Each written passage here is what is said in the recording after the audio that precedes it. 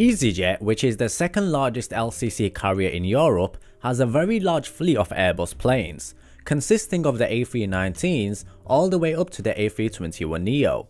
Now, operating 132 destinations, it goes without saying that they have stamped their authority in the European market, and year by year, their network portfolio continues to grow. But would the possibility of Easyjet operating transatlantic flights seem pretty far-fetched? And since we're on this topic, and they operate primarily Airbus planes, would they fly transatlantic using the Airbus A380?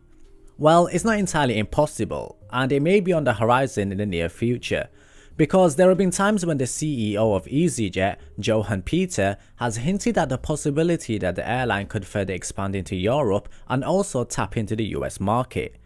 Now, the prospect of seeing a face-off between Easyjet, Southwest Airlines and Ryanair, who are also interested, will be very exciting to see.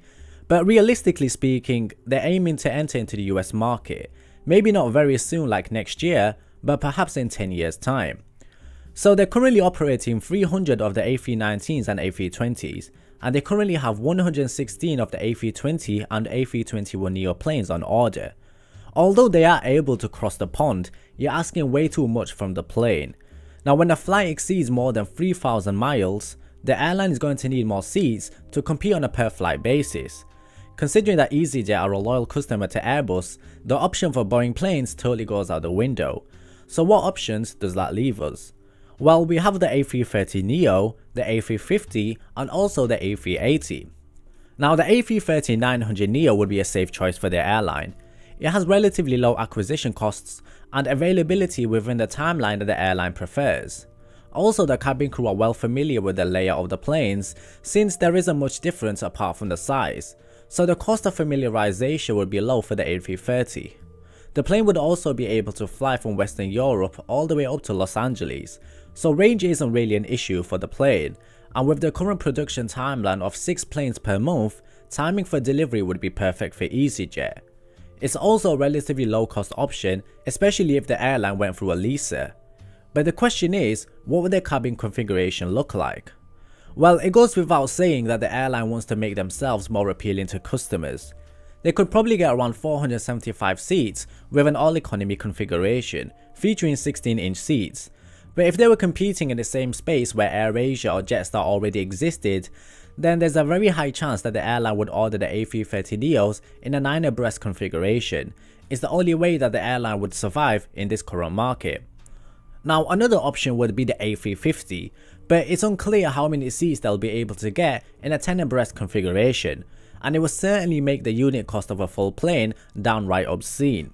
But the problem arises from the issue that due to the optimizations for the larger Pacific and Mid-Eastern customers, the A350-1000 is now more of a freight hauling ultra long haul plane. That's a lot of plane to be carrying around for a 6-hour flight from Western Europe to New York.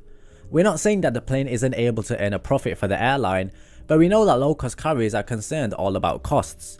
They wouldn't want to pay landing fees for the plane where the extra weight would be a hindrance. The problem also arises from the fact that Easyjet will only have a few routes where 550 passengers will want to fly with them, while a fully loaded A350 offers A380 killing economics. For example, an empty plane is carrying unnecessary weight and burning more fuel. So a long story short, it would be a huge gamble if Easyjet went for the A350. Now, the final option is the A380.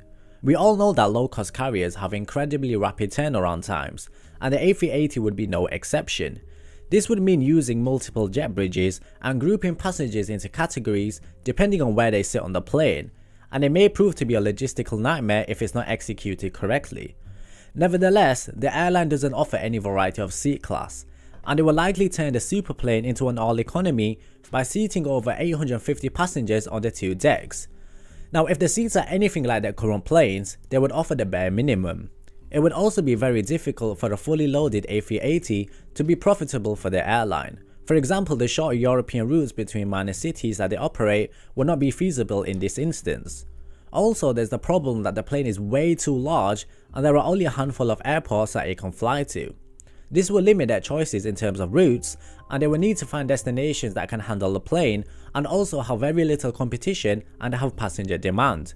Now a good option would be to look at long-haul destinations over the Atlantic or the Pacific. Now we would expect routes between major cities like New York and London that can handle an additional 800 seats added to the marketplace.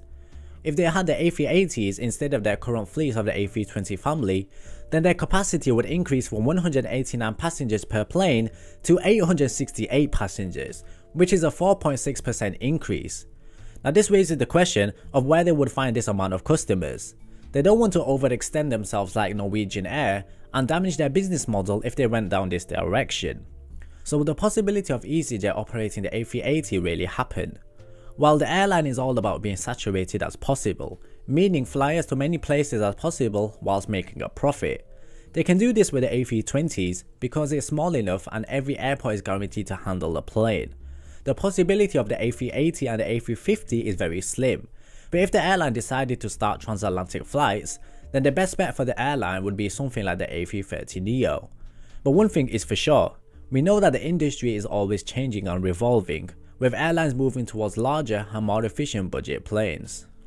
Now captains, I'm curious to hear what you guys think about this.